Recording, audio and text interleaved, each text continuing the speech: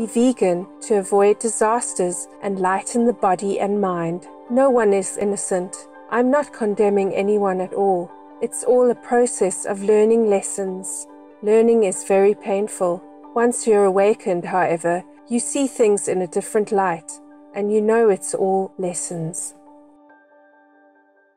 Look at the mass killing that we do every day in order to keep this body for 100 years.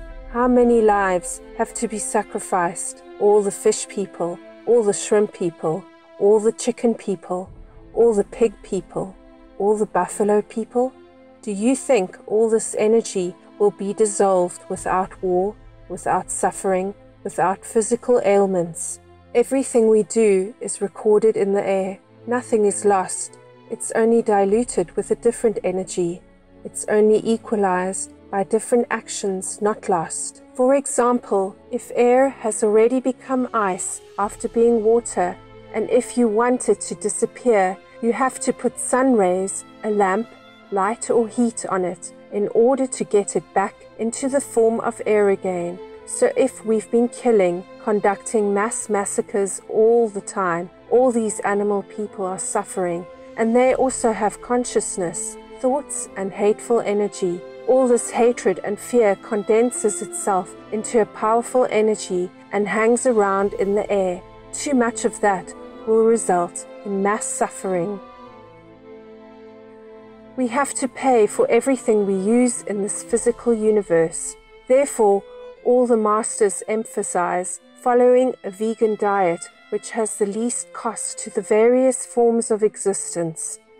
Animal people have life, plants also have life, but they incur the least cost. Just like if you earn only $100 and you want to spend $200, of course you go into debt and you're in trouble. If you try to buy cheap things and satisfy yourself with the minimum cost to live, then you have no worries about debt. That's why we choose the vegan diet. Fruit, nuts, all these things have less crime, less consciousness within themselves. If you take a few nuts from the trees still have plenty of nuts to grow thousands more nut trees. They won't be lost. If you cut a flower or a branch of a vegetable, it will grow even more from that cut stem. Even more vegetables will come out of it. So, in this way, we know that the vegan diet is less harmful and incurs less cost. Nowadays, some so-called doctors are still very inclined to the old theory that people need meat to survive. But you can find plenty of books using research from other scientific work and many other doctors who say that meat protein is harmful, toxic, and bad for the body. And they have proven 1,001% of it. So don't listen to one theory alone and be convinced about it. We don't need a meat diet, not at all. No one needs it. Actually, many people are cured of sickness after beginning a vegan diet.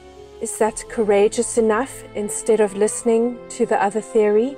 We can be hypnotized into believing in one type of theory and convince ourselves of that theory, and then believe that meat is essential to us.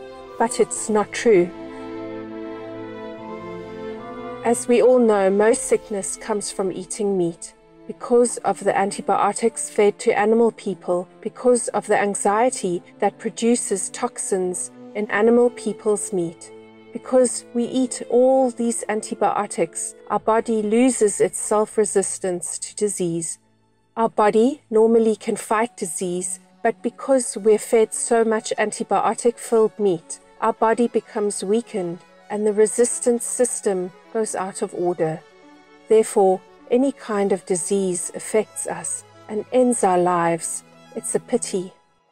Now, most people think that if we pray to Jesus or Buddha, that's enough. But I think we should add to it meditation and a virtuous, wholesome way of life.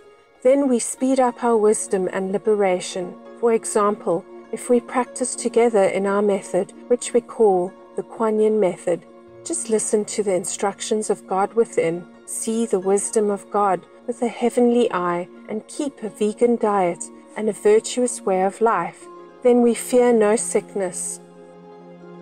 Many of our initiates overcome sicknesses overnight. I mean dangerous ones normally needing operations or resulting in death. Some people just come back from the deathbed out of the power of their virtuous life and the power of the Godhead that protects them.